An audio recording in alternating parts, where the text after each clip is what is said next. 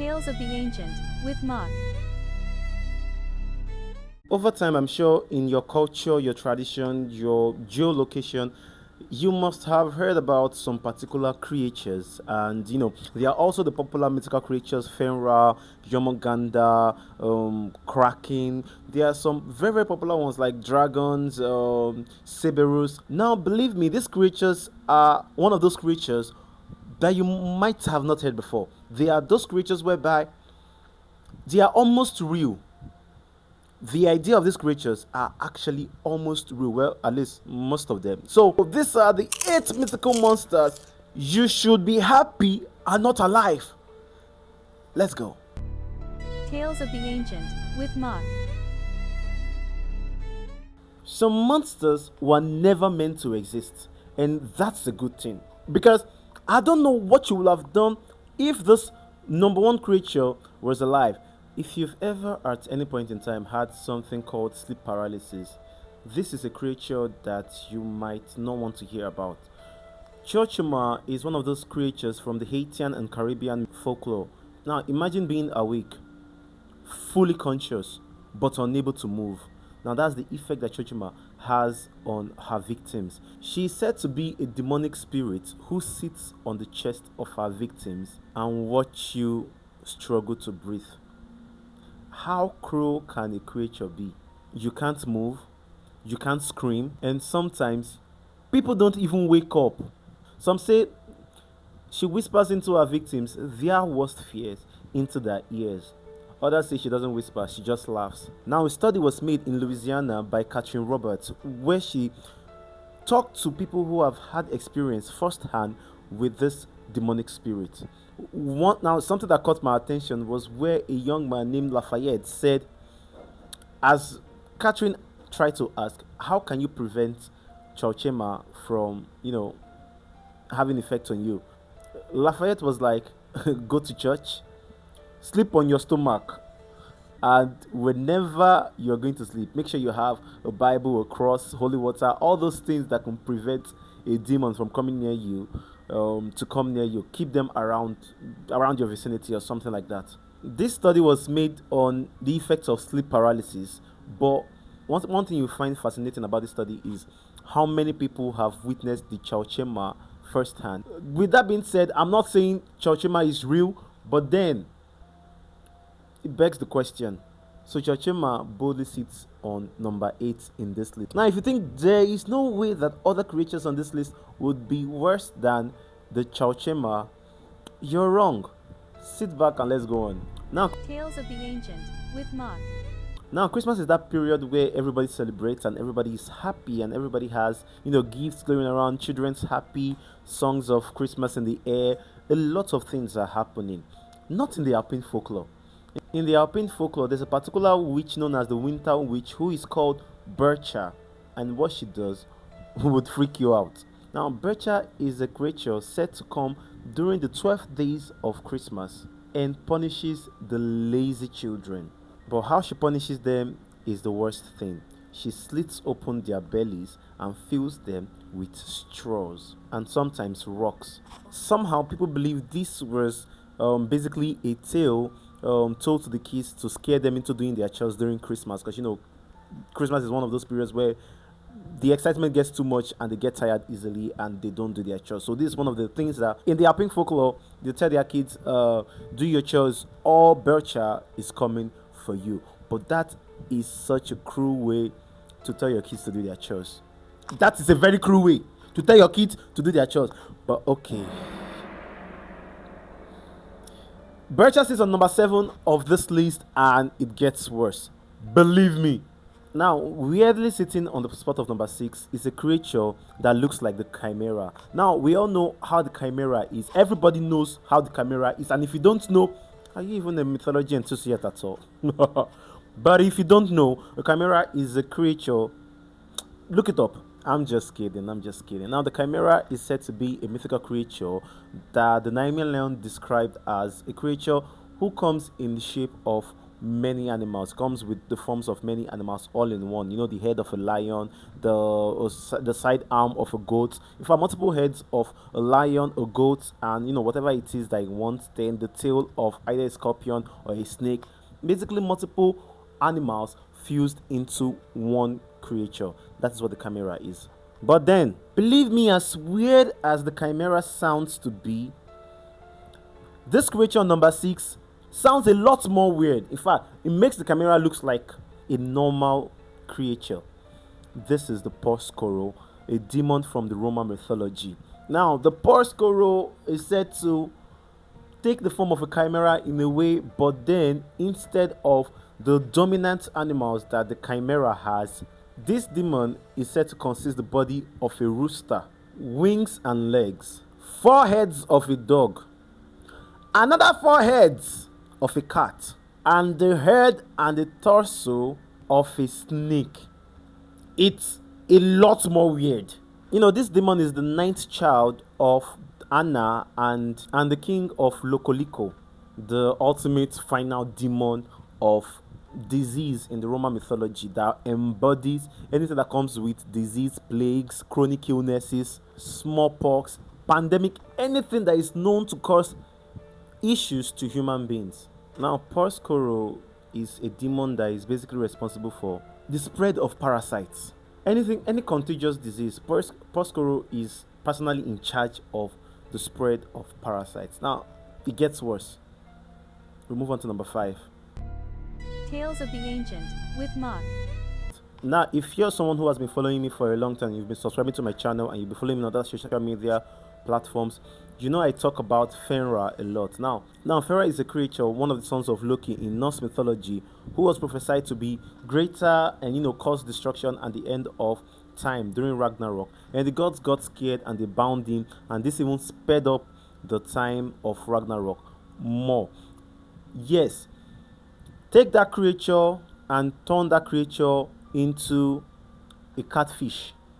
You heard me right, into a catfish, but not from Norse mythology, from Japanese mythology. Yes, we are talking about Namazu. Namazu sits on number 5. Namazu is a creature that big and monstrous that only the waddling of his body causes earthquake. Earth freaking quakes. It's so massive and ancient that any time that it shakes any part of his body, there is tremble across that part of the earth. Just like Fenrir, the gods had to bound him because he was too big, too monstrous, and they had the fear that he might do something that they might not agree with. Long story behind that. But yes, ultimately, like many myths, people fear that if they got the gods angry, Namazu will just shake off that part of their city and they will have an earthquake. Now imagine that was real right now. Take a second to imagine if that was real right now. There would be catastrophe at every corner of the earth, because I leave it at that. Sitting on number 4 is a creature that nobody ever wants to see. Nobody ever wants to see. Mythically, physically, spiritually, this creature is tagged as the washerwoman of death, and that is the Nighe from the Scottish folklore. Now, the Nighe is one of those creatures that are banshee-like, screams and does all those things. But the difference is, whenever you see the Nighe, someone is about to die.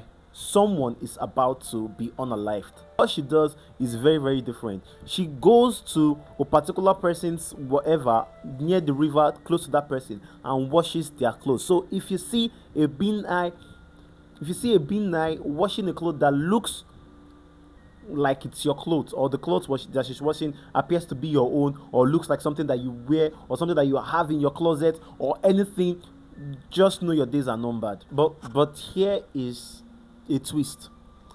If you are able to spot her, and probably by chance she's not washing any of your clothes, and you think that you're good to go, you could sneak up on her and grab her, and ask, what is your fate? And she will tell you what your fate is and when you are going to leave this world, or when your subscription from this earth will be cancelled totally. She will tell you exactly when that is. But believe me, nobody wants to know that. I don't know one person who wants to know this piece of information. Maybe you, not me, definitely not me. But if you miss, if you sneak up on her and you by chance you happen to miss, because I told you guys she always appears close to a river, she's dragging you under that river.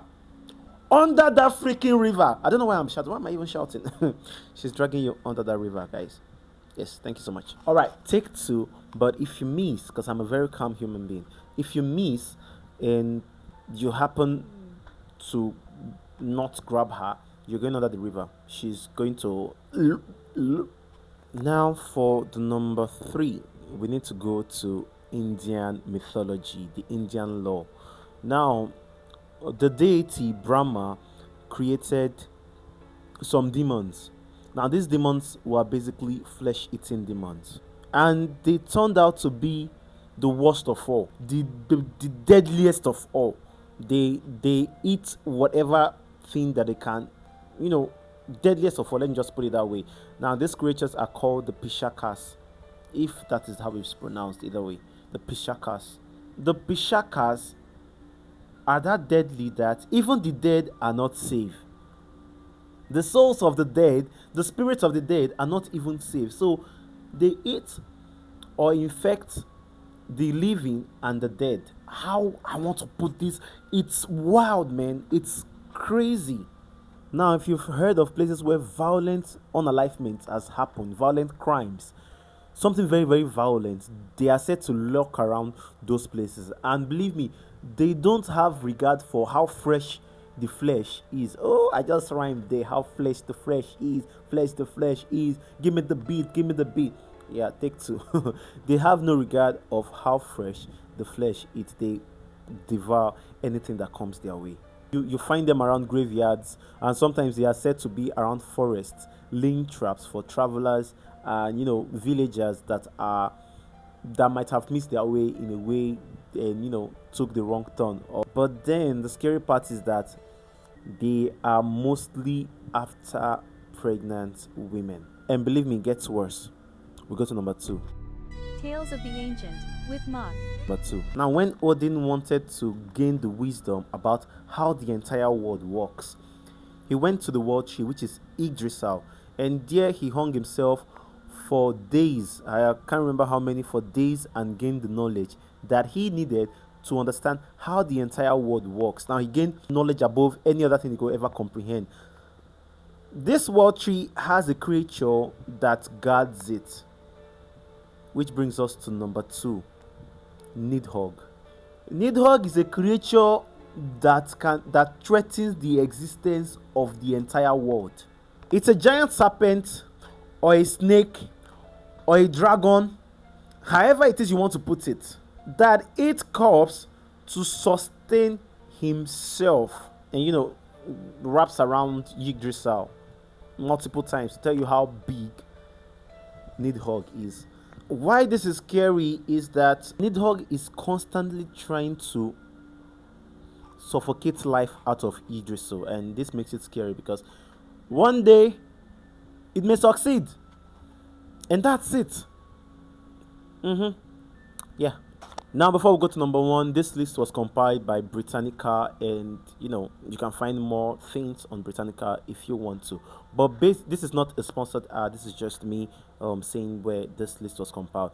Basically, if you think all those ones I have mentioned were terrible and worse, number one would probably scare you the most.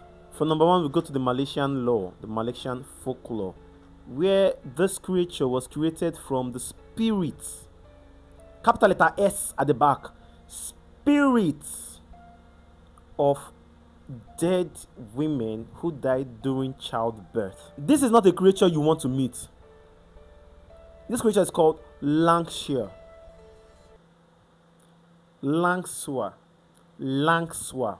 Please, the pronunciation is not clear in my mouth, but it's like Langsuir, Langsuir, but either way it is pronounced, this is not a creature that you want to meet. Believe me. Langsuir is said to be a creature who walks in the middle of the night, who floats. She's said to have long black hair trailing behind her, covering a hole at the back of her neck, glowing red eyes, and sharp claws. She's said to look like a very beautiful lady during the day and like a totally normal human being.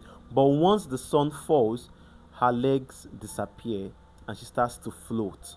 She starts to float in the air and, basically horn. Our delicacy are basically men and infants. And what is worse is there's a hole at the back of her neck that she uses to draw out every pint of blood from her victim. How is this possible? It doesn't seem to be. Anyway, the thoughts are not supposed to be had. This is Langsuir. Langsuir is one of the most scary creatures that I think ever existed, still exists, might exist, does not exist. But either way you want to look at it, you should be happy that all these 8 creatures are creatures that are said to have been, but not is, or not are. English is not my father's tongue. We speak Ibira. But either way, I hope I've been able to convey this message to you and not distract you with my many pauses and images. But then these are only 8. There are thousands small creatures that you should be happy are not alive. These are just the 8 that I feel through Britannica are at the top of that list. Be grateful that these creatures are myths, because there's nothing humans will be able to do against creatures like this. Because if they ever walk again, no one is safe. No one can be safe. This is Talks of the Ancient with Mark. If you've watched the video to this point, kindly drop me a like, subscribe to this channel, and share if you can. Drop a comment or two if you have something else you want me to talk about, or if you have a creature that you thought would have been in this list that is not in this list. Drop a comment and I'll see how I can add that into another list that I'm compiling. And thank you. This is the Tales of the Ancient with Mark. Thank you for joining. Tales of the Ancient with Mark.